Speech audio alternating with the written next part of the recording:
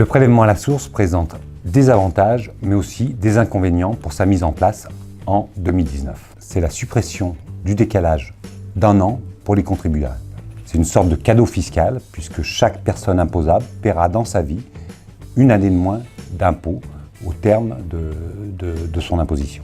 Ça présente aussi un avantage à terme pour l'administration fiscale, puisque pour une entreprise de 10 salariés où l'administration collectait auprès de 10 personnes physiques, elle aura un seul collecteur, l'entreprise. Mais là, on voit tout de suite un inconvénient. On met à la charge de l'entreprise quelque chose qui était rempli par l'administration. Et donc, le coût de mise en place pour les entreprises, pour les experts comptables, qui sont les partenaires auprès desquels les entreprises sous-traitent leurs payes et charges sociales, le prélèvement à source sur la fin de l'année 2018 et le début d'année 2019 a clairement un coût en termes d'investissement.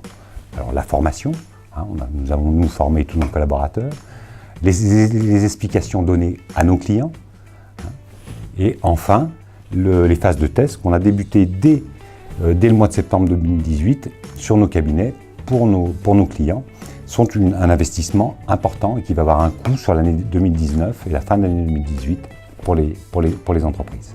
On a un impôt complexe, donc c'est aussi pas un prélèvement à 100% libératoire.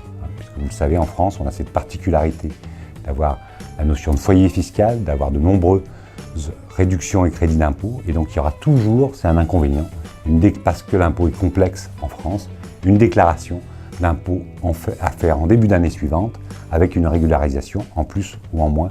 Mais on collera quand même un peu plus aux revenus de l'année dès 2019.